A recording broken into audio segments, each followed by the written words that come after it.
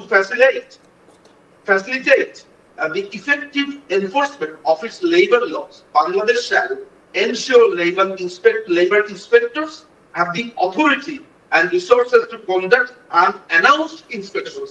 দেখেন একটা কোম্পানিতে একজন ইন্সপেক্টর আসবে, সেই ইন্সপেক্টর ওই কোম্পানিকে কোনো ধরনের অ্যানাউন্স করবে না যে দেখো আমরা ওই দিন ইন্সপেকশনে আসবো। এটা স্বাভাবিক একটা ব্যাপার। আমরা কি করি, একটা জায়গাতে যখন আমরা ইন্সপেকশনে পাঠাই আমাদের সরকারি আধিকারিকদেরকে, আমরা তো তাদেরকে জানিয়ে দিই যে তোমাদের ইন্সপেকশনে আমরা আসছি। এই জিনিসটা কিন্তু একটা ল। এখন ওরা বলছে যে কোনো ধরনের অ্যানাউন্সমেন্ট ছাড়া আমাদের ইন্সপেক্টররা যাবে। এইটা যদি বাংলাদেশ সরকার করতে, আমি ভাবতাম বাংলাদেশ সরকার পার্লামেন্টে আইন পাস করেছে যথাযথ, কিন্তু এই যে সিস্টেমটা করবে এটা কে বলে দিচ্ছে? আমেরিকা বলে দিচ্ছে। তো আমেরিকা কোথায় বলছে? গোপন চুক্তিতে বলতে। আচ্ছা ইন্দিরাজি, এই গোপন চুক্তিতে এই কথা বলতে হচ্ছে কেন, বা আমেরিকা বাংলাদেশের আইন বানাচ্ছে কেন? সেই অংশে লেখা আছে যে including in the EPZs to address labour law violation including those related to force labour and child labour violation. হ্যাঁ, চাইল্ড লেবার ভায়োলেশন এবং ফোর্স লেবার ভায়োলেশনের জন্য ইন্সপেক্টর কি কি করতে পারবে বলা হচ্ছে। ভালো কথা, আমাদের দেশে কি এই ধরনের আইন নেই? অবশ্যই আমাদের, কিন্তু সেটা মানতে দেওয়া হবে না। একেবারে আমেরিকা যেটা যেটা বলে দিচ্ছে অক্ষরে অক্ষরে সেটাই মেনে চলতে হবে। দাদা আপনি আমাদের সঙ্গে থাকুন। আর কি কি বলা হয়েছে? এই যে কনফিডেন্সিয়াল লেটার, এর 16 পাতা জুড়ে আমেরিকা একেবারে উপনিবেশ বানিয়ে ফেললো বাংলাদেশকে। প্রশ্ন যেটা, যে বাংলাদেশ কি তাহলে যাবে ভারতের কাছে সাহায্যের জন্য উপনিবেশ হওয়া থেকে বাঁচতে? দেখুন, আমি একটা কথা বলি আপনাকে, এখানে এই প্রশ্নটা খুবই গুরুত্বপূর্ণ এবং অনেকগুলো অ্যাঙ্গেল আপনি দেখতে পারেন। প্রথমত হচ্ছে এমন যে গত 54 বছরে বা পাকিস্তান আমলেও বা পাকিস্তান আমলের পরেও, যুদ্ধের পরে ভারতের ব্যাপারে এমন একটা বিদ্বেষ বাংলাদেশে তৈরি করা হয়েছে, এমন একটা পিটার রিলেশন, মানে একটা অংশ বাংলাদেশের একটা অংশ করেছে, যেখানে আপনি যদি আমার মতামত চান, আমি বলবো ভারতের উচিত যে বাংলাদেশের এই যে বৈরী অবৈধ সরকার আছে তাদেরকে কোনো লজিস্টিক সাপোর্ট দেওয়া উচিত হবে না, এবং তাদের থেকে সম্পূর্ণ মুখ ফিরিয়ে নিতে হবে বা নেওয়া উচিত। কেন নেওয়া উচিত? কারণ আপনাকে প্রতিদিন বলছে আপনি বন্ধু, আপনি শত্রু রাষ্ট্র, আপনাকে প্রতিদিন বলছে আপনার দেশ দখল করবে, আপনার নর্থ সাইড দখল করবে, আপনাকে চারদিক থেকে বন্দি করে ফেলবে, আপনাকে হ্যান্ড করেন না, ত্যান করেন না। তাহলে ভারত কেন উপযাচক হয়ে এই ধরনের যারা নোংরা কথাবার্তা বলছে, ডিপ্লোম্যাটিক টোন নয়, ভয়ঙ্কর বৈরী কথা বলছে, তাদেরকে কেন সাহায্য করতে যাবে? সেই সাহায্য চাইলেও আপনি একটা রাষ্ট্রকে রীতিমতো শত্রু রাষ্ট্র বানাচ্ছেন। এখন কি হচ্ছে? যাদেরকে আমরা পরাজিত করেছি, আমাদের 1 টাকা সমান তাদের 4-5 রুপি পাকিস্তানের। আমাদের এইখানে মানে সোজা কথা হচ্ছে, আমরা জন্ম নিয়ন্ত্রণ সূচক বলেন, শিক্ষা সূচক বলেন, খাদ্য সূচক বলেন, এডুকেশন বলেন, প্রত্যেকটা জায়গাতে পাকিস্তান থেকে 5-6 গুণ এগিয়ে আছে। আর ভারতের কথা তো আমি বললামই না, ভারত মনে হয় 10-15 গুণ এগিয়ে আছে। সেইখানে পাকিস্তানের উপরাষ্ট্রপতি থেকে শুরু করে পররাষ্ট্র সবাই বাংলাদেশে আসছে পাকিস্তানের থেকে নাকি এডুকেশন সুবিধা দিবে, চিকিৎসা সুবিধা দিবে।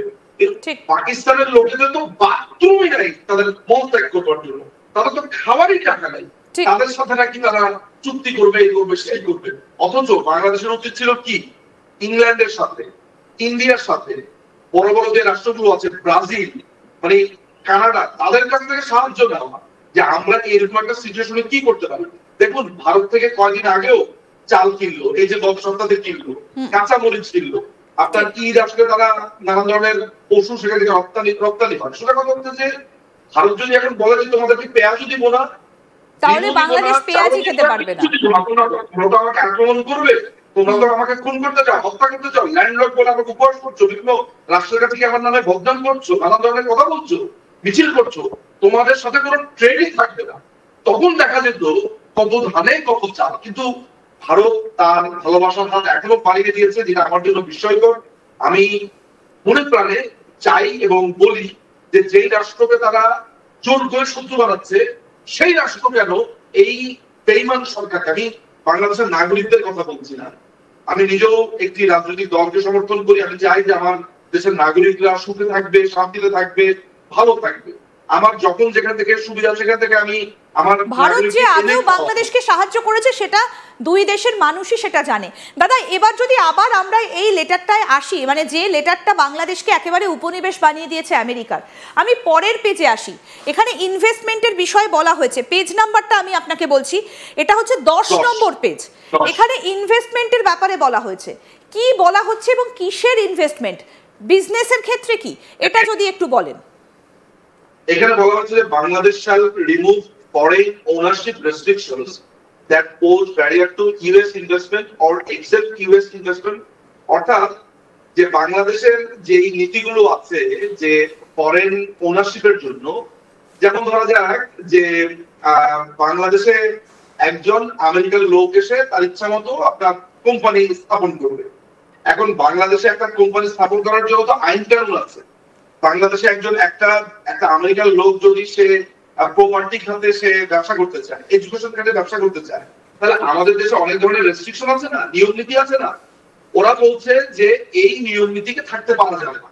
অর্থাৎ আমেরিকা ঠিক যেভাবে চাইবে, আমেরিকার যখন যেভাবে ইচ্ছা হবে বাংলাদেশে সে ব্যবসা করবে, কিন্তু তাকে কোনো ধরনের রেস্ট্রিকটিভ অ্যাপ্রোচে রাখা যাবে না। অর্থাৎ আমার দেশে এসে সে ফ্রি স্টাইলে ব্যবসা করবে, আমার দেশে এসে সে ইচ্ছা মতো এখন সে ট্যাক্সও দেবে কিনা আমি জানি না। অর্থাৎ বাংলাদেশে এসে একজন ফরেন আমেরিকান ন্যাশনাল তার ইচ্ছে মতো কান্ট্রিতে ঢোকার সাথে সাথে সে ব্যবসা করবে, তার ইচ্ছা মতো সে সিদ্ধান্ত নেবে সে কি করবে কমার্শিয়াল আপনার কমার্শিয়াল জায়গাগুলোতে।